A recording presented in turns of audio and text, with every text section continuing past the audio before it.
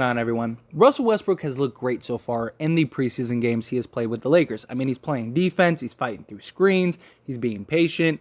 He just looks like a guy that has done everything that has been asked of him, right? He's even knocking down three-pointers, he changed his shot. He looks really good for this Lakers team. And personally, I'm really impressed. Now, granted, it's been 2 games preseason.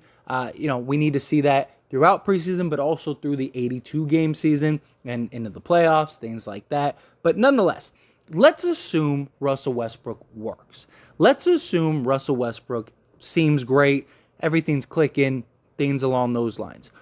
What do the Lakers do? Now, I have done a video talking about, should the Lakers re-sign him if that happens? That's not what I want to talk about here. I'll link that video down in the description below if you want to talk about that. Check that video out after this one. But what I want to talk about here is if a deal is on the table and it is a pretty reasonable deal, should the Lakers trade Russell Westbrook regardless? And so, let's take the Pacers deal, for example. Let's say Russell Westbrook is working, say, 20 games into the season, right? And let's say we're 15-5 in those 20 games. And Russ looks good, all things are clicking, Lakers look good, and let's say the Indiana Pacers come and they're like, hey, we really want to move off Miles Turner and Buddy Hield. We'll do the deal, and we only want 1 first. That's it, nothing else, just 1 first-round pick, right? Again, this is just a hypothetical, just entertain me. Would you do that deal? Would you say, yes, do that deal, trade Russ, let's do that, get those guys, it's only 1 first, you still get to keep a first, it's much better, right? Even if the Lakers are clicking, even if everything is going well and they look great. Because personally, if Russ is working, I would rather keep Russ. And the reason for that is because, one, I think that all of the problems the Pacers deal has still is there, right? Miles Turner, still a flight risk. Miles Turner is still very injury prone. If everything is clicking, I imagine we're pretty good defensively, stuff like that. So I don't think we'll need Miles Turner as much as, is perceived to need. Buddy Hield would be great 3-point shooting, but doesn't really provide a lot of defense, stuff like that. I don't think the inherent problems with the Indiana Pacers deal immediately goes away. And then secondly, if it's working, I think you should you should just see where it goes, right? Keep the flexibility, keep your draft picks, things like that.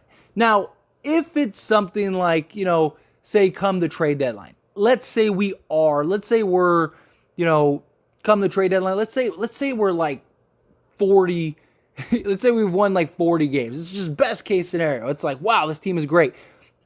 If it's for somebody like another star, like say Kyrie Irving and the Nets are just not working out. Kyrie wants out. He wants to be traded to the Lakers, right?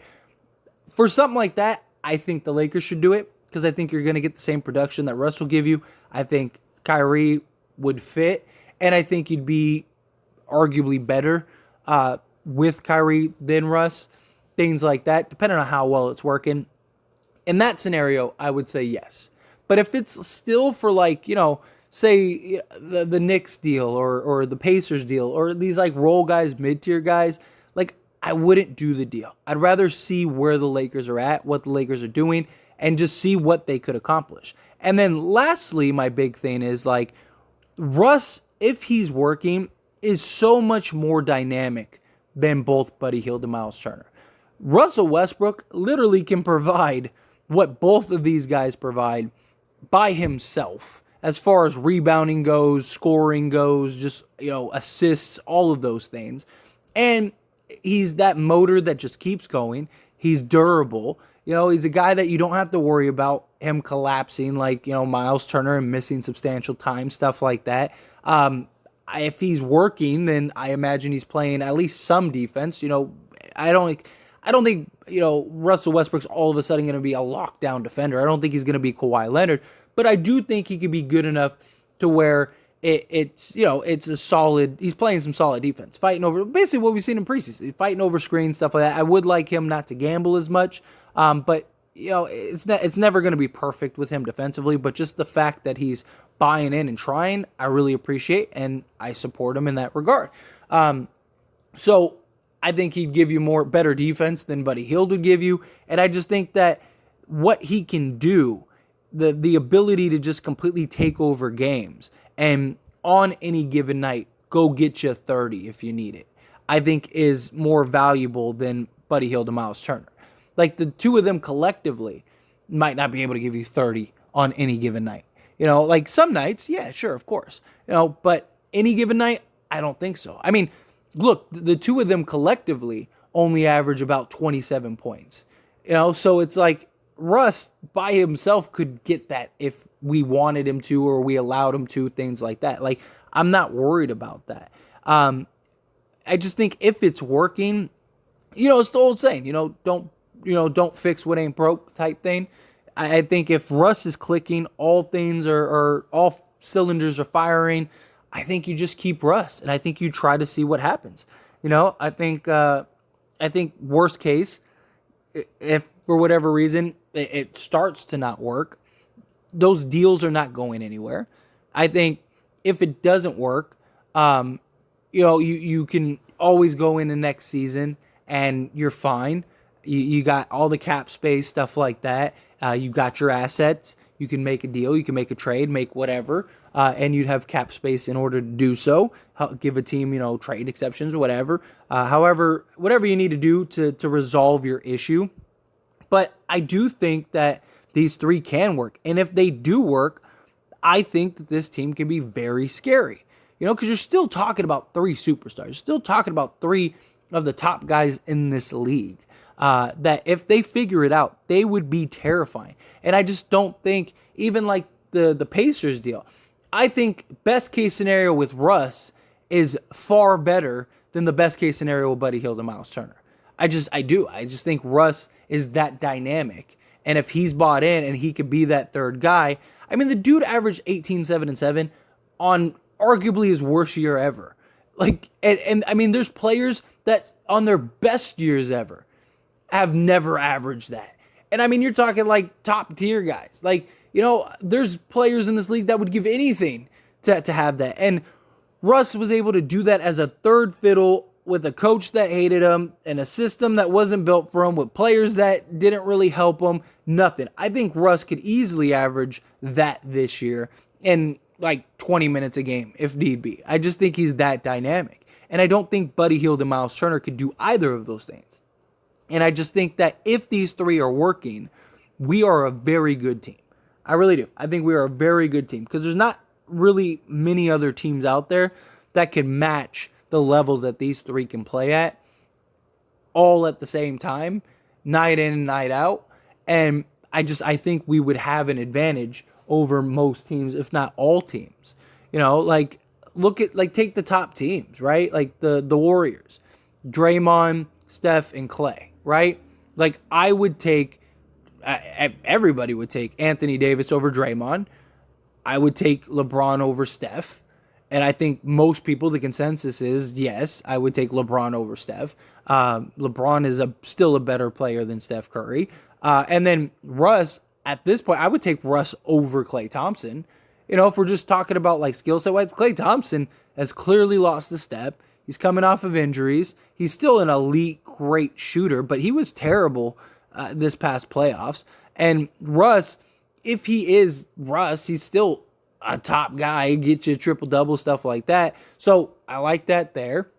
You go to, say the Clippers, right?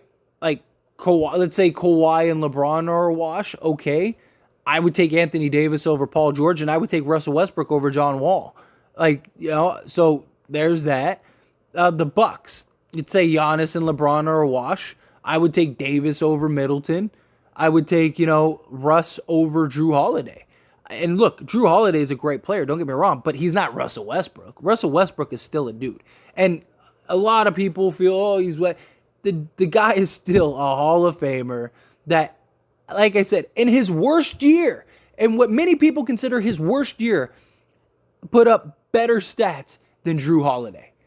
As great as Drew Holiday is, Russell Westbrook, what many people thought was a disastrous year, Russell Westbrook still put up better numbers overall than Drew Holiday. So again, he's better. Who's out there? Like the Nets? Okay, let's say Kevin Durant and LeBron James are a wash. I would take Anthony Davis over Kyrie Irving, and Russ is better than Ben Simmons. So again, R3 win. Like, give me a trio in the NBA that individually are better than our guys individually. There isn't one. There is not a trio that individually is better than these three. There's just not. And so if all three of those individuals can come together and figure it out and be the core, I think this team could be terrifying. I really do. But anyway, as always, this is a discussion, so I want to hear from you. Let me know your thoughts and opinions down in the comment section below. Do you agree with me? Do you disagree with me? How do you feel about the situation? Would you do a trade regardless? Are you one of those people that are like, hey, I don't care how good Russ is playing. If the right deal is on the table, do the deal?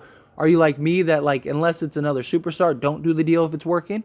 Or do you think, no, just ride it out in the season, see what happens, take your chances, whatever. However you feel, good, bad, ugly, somewhere in between. I'd love to hear your thoughts and opinions. Let me know. Quick little shameless plug, everyone. If you enjoy my videos and commentary here on this channel, As It Stands Lakers, then check out the link down in the description below and go subscribe to As It Stands. Believe it or not, As It Stands was the first channel. If it wasn't for that channel, this channel would never have existed. Because of the success of that channel, it led me to want to create this Lakers channel. So do me a huge solid. If you're not subscribed over there, go check that out. Go subscribe over there. I talk all things sports, all teams, things like that, not just the Lakers. So if you just enjoy my commentary and want to hear me talk about other things, or you just, are a fan of other sports and other teams, go check that out. I promise you will not be disappointed.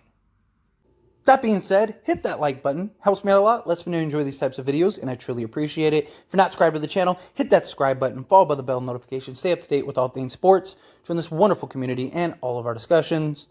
I'll see you all in the next one. Thank you.